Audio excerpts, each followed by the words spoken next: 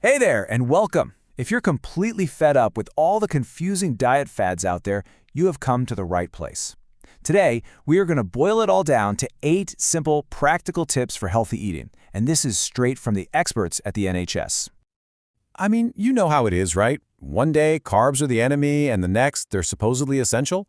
If you feel like you're drowning in all this conflicting diet advice, trust me, you are not alone. It can feel totally impossible to know what to believe. All right, so let's just cut through all that chaos. In this explainer, we're going to break down the official, evidence-backed advice to make healthy eating feel simple and, actually achievable. So where do we even begin? Well, before we dive into specific foods, there's this one fundamental idea we really need to get our heads around. Honestly, it's the foundation for everything else. It all boils down to something called energy balance. Just think of it like a really simple equation, right? If you eat more calories than your body uses for energy, you gain weight. And if you burn more calories than you eat, you lose weight. The whole game is about finding that sweet spot in the middle. So, what's a good daily target to aim for? Well, on average, we're talking about 2,500 calories for men and around 2,000 for women. But, and this is the really important part, most adults in the UK are consistently eating more than they actually need. Okay, enough with the theory. Let's get to the fun part, the stuff we should be eating more of. Let's call these the do's. All right, first up, and this one might surprise you, it might even go against everything you've ever heard. We're talking about starchy carbs. Yep, potatoes, bread, rice, pasta, all of it. They should actually make up just over a third of the food you eat.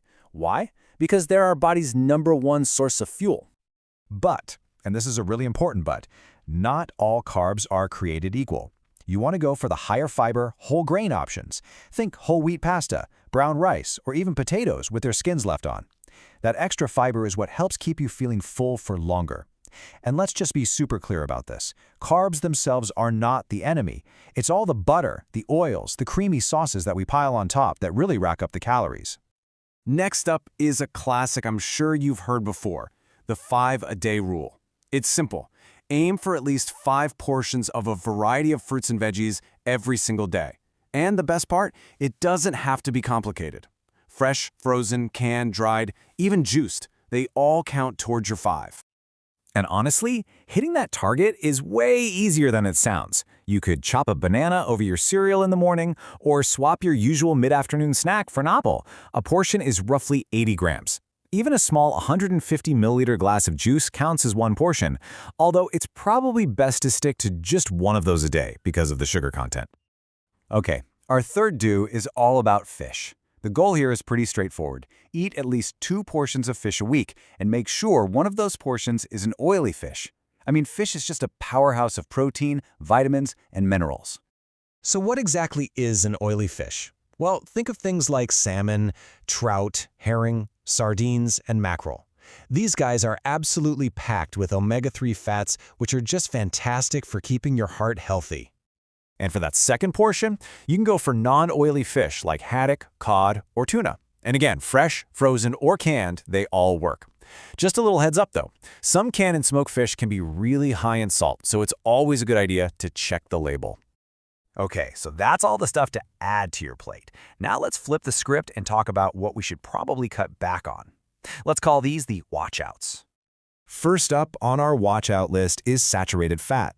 Now, let's be clear. Not all fat is bad for you, but this is the specific type we need to keep an eye on. Why?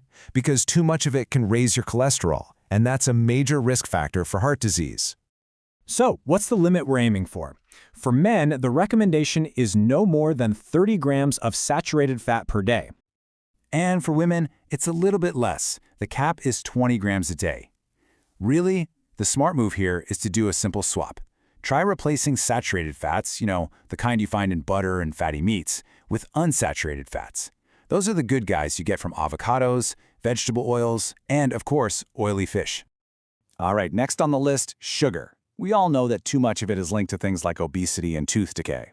The absolute best way to keep track of it is to become a bit of a food label detective. As a rule of thumb, if you look at the per 100 grams column, anything over 22.5 grams of total sugars is high. And if it's 5 grams or less, you're in the low zone. And our final watch-out is salt. Too much salt can lead to high blood pressure, which is something we definitely want to avoid.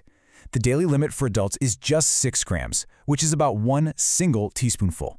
But here's the kicker.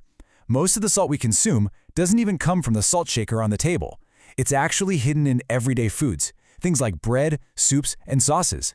You know, we've talked a ton about specific foods, but building a healthy lifestyle is about more than just what's on your plate. So let's wrap things up with 3 key habits that really tie this whole picture together. So, here we go. First, get active. Moving your body is absolutely crucial for maintaining a healthy weight and just feeling good overall. Second, stay hydrated. Aim for about 6 to 8 glasses of fluid a day. Water and lower-fat milk are fantastic choices. And finally, and this is a big one, don't skip breakfast. Getting a healthy start to your day can make a world of difference. Okay, so after all of that, what is the one single most important thing to remember? Let's just boil everything we've talked about down to one final core idea.